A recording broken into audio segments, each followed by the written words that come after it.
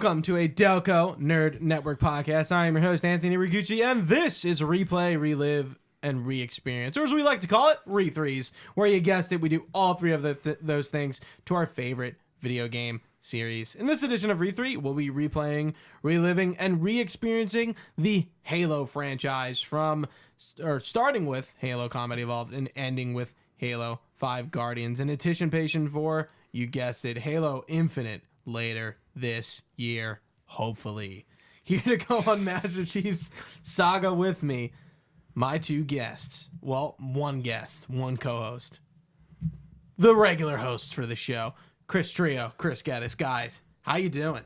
Good. Fantastic, Gooch. Ready to talk some more Halo fucking 2. You said Halo 2. I'm ready to talk some Halo 3. There you go. Yeah. So we are on Don't episode... correct me. I'm sorry. How dare you? We are on episode 14. We'll be playing the Crow's Nest, or just Crow's Nest, and Tsavo Highway. Our synopsis, the date is November 17th, 2552. So if you can remember... I was going to ask, do you remember when Halo 1 started? September 25th? September. It was around that time. And I remember Halo 2 starts on like October 20th. So wait, then how... So what's the time span then here? We're looking at 3 months. 3 months. Okay, all right. And it's been roughly like... Master Chief hasn't taken a shower in 3 months. His suit's probably doing everything. It definitely is, Come but on. imagine the grundle on him after getting out of that. Jesus Chafing. I don't even think there's chafe, but just the there's smell. There can't be any chafe. Continue, sorry. Master Chief and company are reunited with Miranda Keyes and the rest of the UNSC forces to discuss the next phase of the attack against the Prophet of Truth and his Covenant Empire. Unfortunately, the Covenant have gotten to them first and are attempting to take the base. Unable to defend the base, we'll try to evacuate as many Marines as possible and send the Covenant a parting gift. There's a lot of random... Yeah, there's a lot of dialogue. And I say if you want to be these random Marines, you have to put on like a voice. You just have to not talk your normal voice. All right, don't be Marine 1. I'll be Marine 3 and the flight controller. excuse me. Guess you're 2. All right.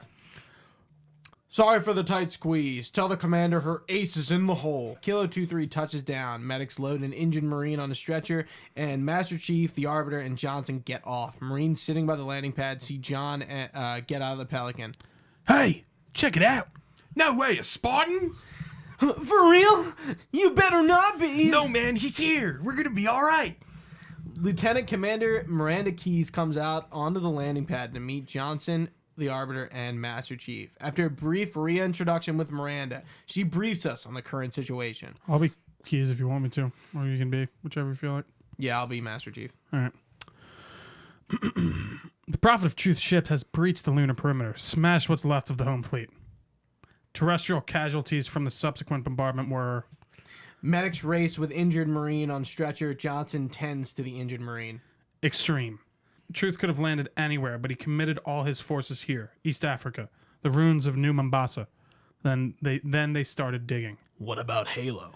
We stopped it, but only temporary. Now the Prophet of Truth is looking for something called the Ark, where he'll be able to fire all the Halo rings. If he succeeds, humanity, the Covenant, every single sentient being in all of the galaxy. The rings will kill us all. Ma'am, I have Lord Hood. Patch him through. Lord Hood appears on the main screen. Good news, Commander Keyes? ? As good as it gets, sir. So I see. What's your status, son? Green, sir. Glad to hear it. The commander's come up with a good plan, but without you, I wasn't sure we could pull it off. Truth ships are clustered above the excavation site, and his infantry has deployed anti-aircraft batteries around the perimeter. But if we neutralize one of the batteries, punch a hole in Truth's defenses... I'll initiate a low-level strike. Hit him where it hurts. I only have a handful of ships, Master Chief. It's a big risk, but I'm confident the power cuts completely. Hell, not again. Emergency generators, now! Shielding failed. They're down and charging. As soon as they're up, reestablish contact with Lord Hood. Let him know that... The Prophet of Truth suddenly appears on screen. All of you vermin, cowering in the dirt, thinking, what, I wonder, that you might escape the coming fire? No, your world will burn until its surface is but glass, and not even your demon will live to creep, blackened from its hole to mar the reflection of our passage, the culmination of our journey. For your destruction is the will of the gods. And I am their instrument. The power returns. Cocky bastard just loves to run his mouth. Does it usually mention me? Commander Keyes thinks and realizes Truth's meaning. Give the order. We're closing up shop. Ma'am? We're about to get hit. All personnel, Defense Code Alpha 1, prepare for immediate evacuation. The wounded, we're getting them all out. If I have to carry each one of them myself. Ma'am, squad leaders are requesting a rally point. Where should they go? Miranda walks up to the stairs and draws a pistol. She pulls the slide back. To war. One thing to note, Miranda and Truth have two different voice actors. I thought I noticed that too. I think I like the Halo 2 people better. I think I did too. Yeah. I agree. It's kind of fun, especially Miranda. I forget who plays her in this game. I don't know if it's in the dock, but the skull's up there, right above you. Yeah, I didn't mention the skulls on the I just on the- remembered on this the one last very, level. very distinctively. So if we're going back, Sierra 117, when you're going out that outlook, when you first see the Brute and his arms are crossed, if you go out to the cliff, it's there. And then at the end of Sierra 117, it's up on the pipe. Where you fight the chieftain, you go up the pipes and cross over. Oh, yeah, and it's yeah. over there. Yeah. For this level, right where you just said, and then the second one, Grunt's birthday party, when you go down the pipe, you can like jump on a ledge and like go under. I just remember That this. one's hard. That one's hard to get. No, it's right? not. No? Maybe I'm thinking of a different one. Nah, it's an easy land. I think you're thinking of the one in the Ark, I think. Or not the Ark. Yeah. The one in the sand level, I think it's the Ark. Where you have to grenade jump up. That's it. Yeah. Yeah. Yeah. But yeah, we're going to war, baby. Our objective is to secure the perimeter and begin to make our way through the base, passing Marines as they gear up and get ready for war, including Sergeant Stacker and Chip Tsavo. Love chips. A Marine says, "Come on, sir, I'll show you the way." Master Chief finds weapons to stock up on. This base was built for some 20th century war. It's full of old tech, like these door controls. And he hits it and the door opens up like a normal door would. You have to use a button. It's Yeah. very odd. Crow's Nest was a UNSC base in Kenya, Africa, close to the town of Voi. It was a command center for the local UNSC defense forces in Kenya late in the Battle of Earth. Things to note. As we're going through, there is an Easter egg, and this is another red versus blue Easter egg. It's the password lacking Easter egg at the end of the first long corridor. At the end of this corridor, there's a dialogue between this Marine who needs ammunition for himself and his comrades, and someone in the armory behind a door. The exact dialogue changes depending on the difficulty, but always involves this Marine trying to get through a door without a password. The dialogue was voiced by, and possibly written by, the creators of Red versus Blue. And then Halo Rat. Halo 3 Rat. yeah, Halo 3 rats. You can they're scurrying around. You can kill them. Yeah, I didn't put the dialogue in here. It's pretty long. Yeah. But yeah, you can go down. It's like a very easy Easter egg to find. You just got to go to the end of that hallway. Did you find this trio, or Chris? No, Yeah, multiple Yeah. times. I missed it. You suck. Yeah, I do. You look over and there's just a single tear. We make our way to the hangar and eliminate all the hostiles. Here, we can find our first deployable cover, which is a form of Covenant equipment. Trio, can you finish the rest? This piece of equipment is similar to the stationary shield generator seen in Halo Combat Evolved and Halo 2, except it's now mobile. Any solid projectiles fired by will be deflected by the shield, although bullets may be fired through it from behind. Oh, really? What? I don't think that's right. I don't think that's Yeah. right either. However, plasma-based weapons fire are absorbed by the shield from both sides. The Spartan laser is capable of penetrating more than 5 deployable shield covers, assuming they are lined up together.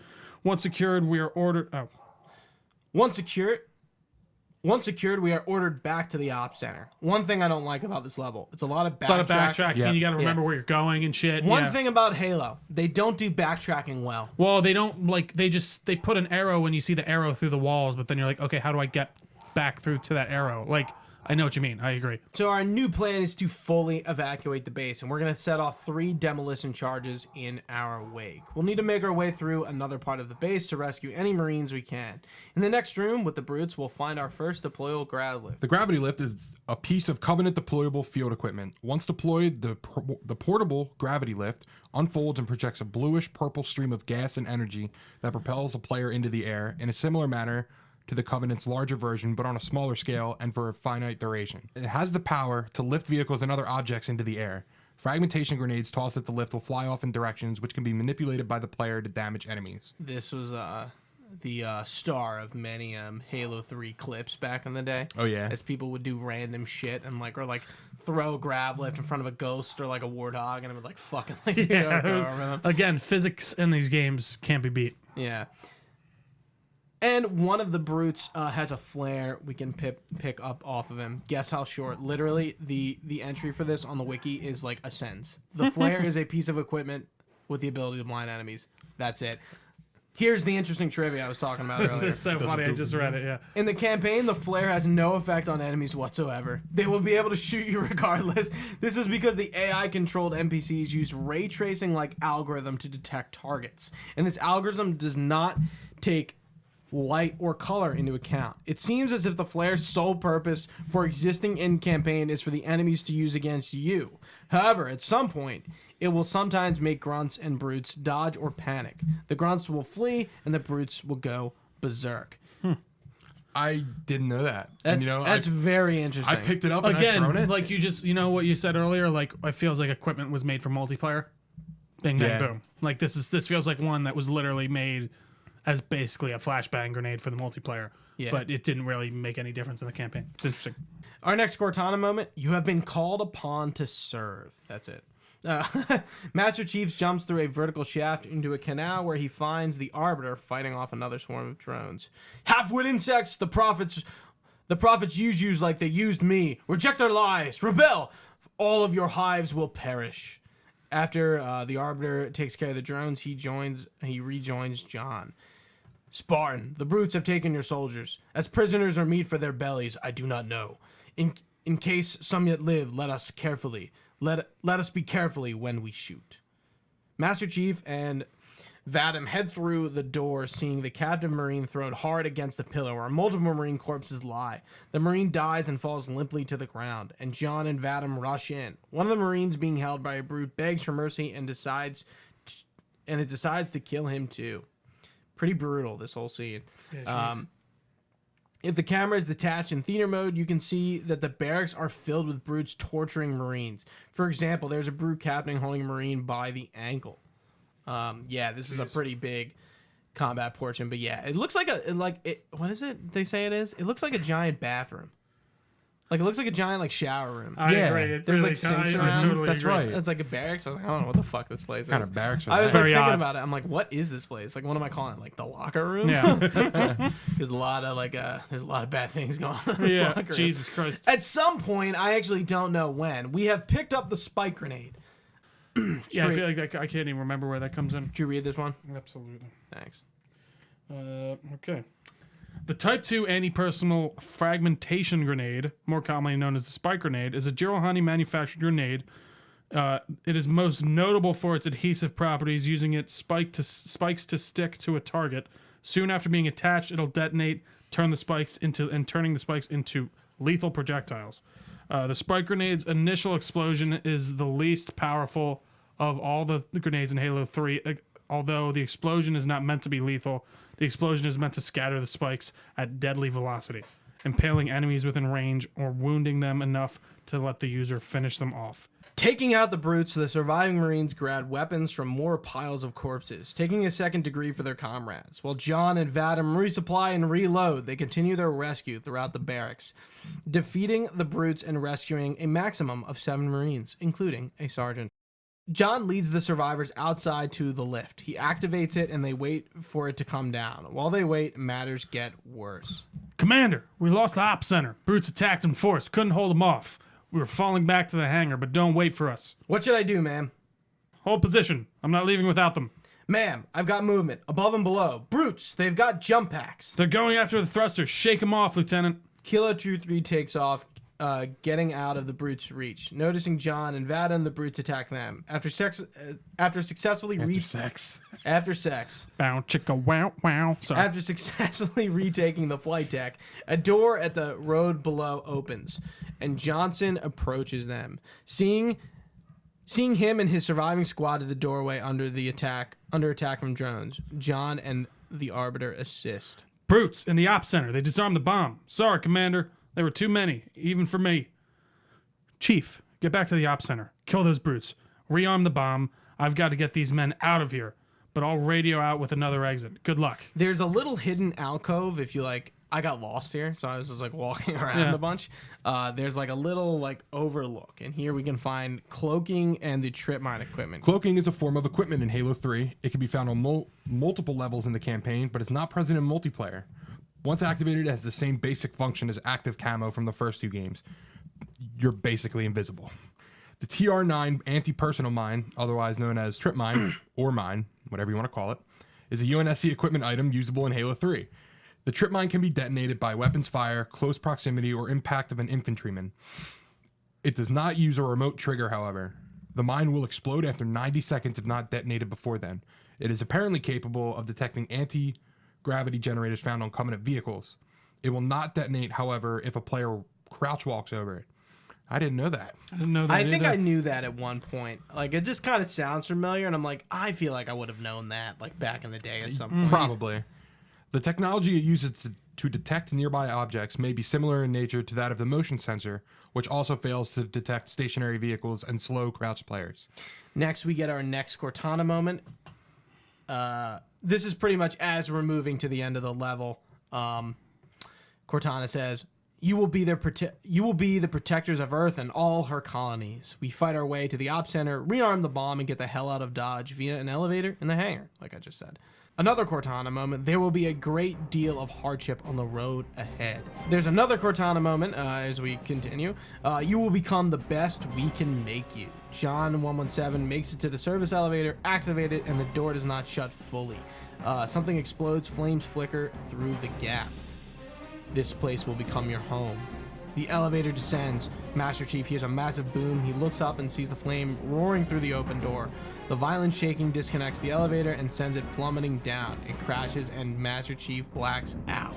This place will become your tomb. The screen goes black and the level ends. 2 quick trivia facts. The men manning the computers at the beginning of the level are naval personnel, which, aside from Crow's Nest, are only seen in Halo and the Pillar of Autumn in the first game. Do you remember them? They kind of wear like jumpsuits and they're like yellow and blue, I think. What were they? They're like Marines. They're wearing like yellow and blue jumpsuits. In the first level, I feel like they're very noticeable in Halo 1. Oh, yeah. Yeah, they're in this room, like along the wall. Oh, okay. I actually saw them. And I'm like, I remember it. Like, I'm like, yeah, these are the guys from Halo 1. There are references from Halo: The Fall of Reach from Cortana as she makes multiple appearances nearing the end of the level. These quotes are from Dr. Halsey as she speaks with the Spartans about the project they are taking part in. All right, next level to Tsavo Highway. Are you sure isn't it Tsavo? That's how I always said it. The T is always silent when it says like Tsavo. that. I'm pretty sure it's Tsavo Highway. All right. I'm just saying. I don't know. You can continue with it. I don't know. This is like the moment when you're like a kid and it's like I'm playing Kingdom Hearts 1 and there's Orichalcum and I've called it Orichalum my whole life. Orchilium. What is it? I thought it was Orichalcum. Is it the same in like Scott? What is is it the same? It's the same thing. I always thought it was Orchilium. Oh God. We're blowing minds. Orichalcum. That's what I Or used to Calcum. I didn't know that. I started calling it Orichalcum and Skyrim. I remember I called them decadations for a while. Decoctions. Remember I said it? I'm like, what's with these decadate? And you're like, decoctions? It's like, oh, yeah. When was this? This is like on my second playthrough of The Witcher or something like that. Yeah. These decadate, like, decoctions? Yeah. I was like, oh, yeah, that's what I meant. Yeah, this is one of those moments. So, Tsavo Highway to Tsavo Highway, whatever the fuck you want to call it. Tomato. I'm going to call it to Tsavo because, like, I'm not... Well, you're wrong. Yeah, I could be wrong. I'll be wrong. Fine. The Tsavo Highway is the 4th campaign level of Halo 3. This level introduces new drivable vehicles to the player and is meant to allow the player to maybe unfamiliar with the game to have some time to get a feel for the controls of the physics of vehicles. After successfully evacuating the upper area of the Crow's Nest base, John 117 finds himself in an underground garage containing multiple warthogs and leads a group of Marines out of an underground tunnel.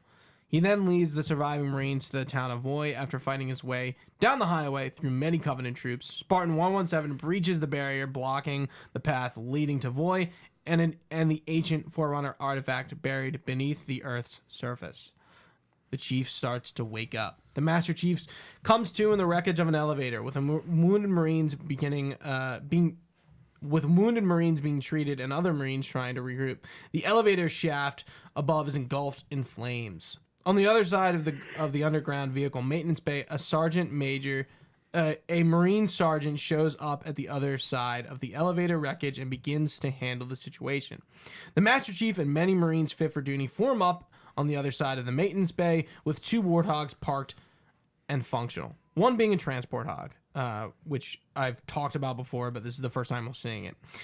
We begin to trek toward the town of Voi. Voi is an industrial city in Kenya, East Africa, protectorate in Africa on the planet Earth. In real life, Voi is the largest town in Taita Taveta County in southern Kenya, in the former Coast Province.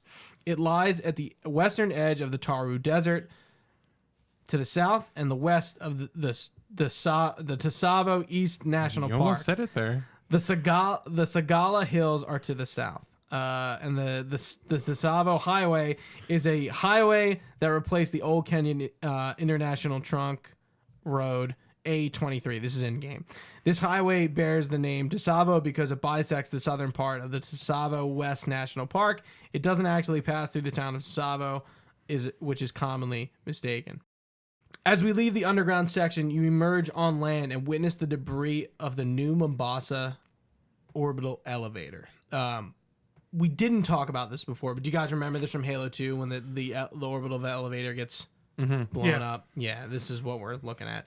The New Mombasa orbital elevator, commonly known as the Mombasa Tether, was a space elevator located at the heart of the East Africa protectorate city of New Mombasa on Earth.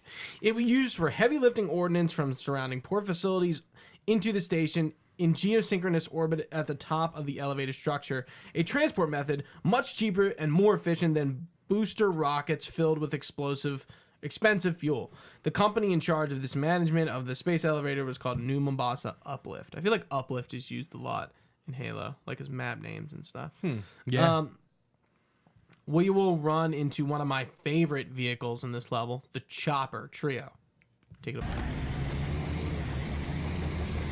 The Type 25 Rapid Assault Vehicle, aka the Brute Chopper, is a Covenant Loyalist Group assault vehicle used exclusively by the Girohani. Ground.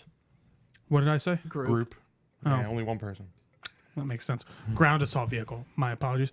The Brute Chopper is a heavily armored dual-wheeled assault vehicle kept aloft by a gravity array under the seat at the rear and a massive double wheel and a massive double wheel in the front, which supports the vehicle's balance by its axis of gravity. The Chopper is best described as an anti-anything vehicle. Its powerful 35mm autocannons can take down most light ground vehicles with ease, and the large blades at the front can instantly destroy any light armored vehicle by ramming into it. Do you want me to do the trivia, or do you want? Yeah, no, I was gonna mention. I think it was funny that they like, even in the wiki it's called an anti-anything vehicle. Yeah. The Chopper really fucks everything. It really up. does. Vehicles, people, turrets, it's great. It's a good one. It's a really good one. For some trivia, Bungie tried to make the Chopper analogous to a human motorcycle, a vehicle for tough guys like the tough ape-like Girohani. The Chopper, the Locust, the Prowler, and the Scarab are the only Covenant vehicles not named after some sort of apparition. The Warthog continues along the Tsavo Highway, I'm sticking to it, through the tunnel. When they get out, they reach a bridge. A CCS class battlecruiser soars overhead. I'll keep Commander Want to be Keys. Oni Recon? Commander, this is Oni Recon 111. The cruisers above, they found... Say again? Recon? You're breaking up. There's something in the crater, ma'am. Something beneath the storm. You can see the crater in the vista, and at its center, the Forerunner Dreadnought, the Anodyne Spirit. You guys remember that from Halo 2? Yes. That's what Master Chief is on when he comes down. That's Truth's ship. Yep. Yeah. The Warthogs reach the gap in the bridge, and we cannot continue. The Master Chief clambers down across the beams and bars and continues on foot. The Marines follow. You can actually easily get a vehicle through that, by the way. A chopper, especially. Yeah. The Master Chief goes on foot and encounters heavy defenses by brutes led by a war chieftain. He eventually clears it, and the only thing left standing between the UNSC and Voi is another shield barrier in the tunnel. The Chief destroys it. The Chief destroys the power source with ease. Pelicans, including Kilo 2-3, arrive and drop Warthogs and Marines. Commander Keys is piloting one of them. Lord Hood, we made it. Music to my ears, Commander. What about the Ark? Fully uncovered, sir. An assault carrier passes overhead. Then we don't have much time. Marines, the Prophet of Truth doesn't know it yet, but he's about to get kicked right off his throne. We'll take back our city and drive the enemy into the grave they've been so happily digging. One final effort is all that remains. That is a song title as well. The Pelicans fly off. The Master Chief draws his assault rifle and walks to one of the warthogs to retake Void from the Covenant. Fade to black. That is the end of Tsavo Highway. Can we talk about the cutscene at the end of the level? With all the ships just flying in and there's like fucking, what is that, the Forward Unto Dawn? Or not, I don't know what, In Amberclad? in Amberclad. Well, it wasn't, I thought that was, No, it might be Forward Unto Dawn at this point. there was a bunch of those ships. I'm trying to think, how does Forward Unto Dawn actually get there? Like at the end of Halo 3. It's just there. I forget how it gets there. I think Keys drives it. Maybe. I don't know. She's But like, just all the ships shooting, and it was awesome. It's great. I love It that really cutscene. does get you right in there. we kind of breeze through this level, but it is like There's not a ton going on. this is our first like big open ground level again. Like at the top, we kind of mentioned like this is where we get to access like fucking like 6 or 7 vehicles for the first time. Yeah. It kind of feels like a bit of a couple playground levels, like it to get you really kind of acclimated in. This and Sierra 117 are definitely like my favorite levels so far. I actually replaying Crow's Nest. I really didn't like Crow's Nest. Crow's Nest is kind of boring. And I was Was. just like, yeah, I not that I ever had like any ill will towards the level, but like replaying it, I'm like, You're like, oh, okay, yeah. Not yeah, I'm really like, hitting I it. don't remember disliking this, but this is kind of boring. Yeah, again, the retrekking isn't good, but yeah. How do you guys feel about Tsavo Highway? Thought it was fun to run through all the vehicles. Thought it was fun to, just get fucking into it with these fucking things. Tsavo Highway. No, I'm kidding. We're not gonna do this. How cool would it be to drive a chopper in real life? We always talk about the Warthog and stuff like that, but Sure. Chopper would probably be insane. Oh man. Dude, I love the choppers in Halo Infinite. Oh, is Oh it? yeah, the red. Yeah. It's like red. I mean, we're I love it. fighting brutes again. Yeah, Yeah, I the guess you're right. banished, I guess. Oh, so they are. Yeah, weren't they in Halo? Was that like Halo Wars? I forgot they did say the brutes are back yet, though. Yeah, the banished. Awesome. I was gonna bring up a point. We do have some trivia facts. Chris, can you read these? So this level, along with the Covenant and the Storm, are the only 3 levels in Halo 3 where you can drive a transport Warthog. This is the only level where Thel Vadam is never seen in the single-player campaign mode. This is probably because in Bungie canon, he has been evacuated from Crow's Nest via landing pad Bravo when the brutes disarmed the bomb. This is also this is the only level in Halo 3 where John 117 has no dialogue in the cutscenes related to the level. This level, along with the Ark and Halo, are one of the only levels to not feature any Cortana moments. A lot of onlys. Onlys. A lot of only trivia here. Well, guys, that does it. Trio, take us out. Thank you all so much for listening to our Halo Re3 podcast. It's been a great time so far. Hopefully you're listening and watching and playing along with us. It's been a ton of fun. You'll see us back here soon for another one, but you can find this podcast everywhere podcasts are found. Just search Delco Nerd Network. We are on all these social media platforms at Delco Nerds. We got a Facebook page. We have a Discord, which is a lot of fun. We talk about a lot of Halo and other things, but I was going to start pointing some things out E3 around. especially this time around. I don't. Talk about Don't Point point things out there. I was going to do it, but I saw Goose literally. We've been talking about E3 a lot. It's been fun. We were live reacting to the press conferences, which was fun. It was. So Yeah. seriously, come join our Discord. It's a ton of fun. I think a lot of good vibes going on in there. Can't ask for much more than that. But all this information can be found on our website, DelcoNerdNetwork.com. You can even email us, DelcoNerds@gmail.com, with all your comments or concerns or questions. We'll be happy to oblige. For Chris, for Gooch, I've been Trio. Thanks for watching, guys. Stay nerdy, and we will see you next time.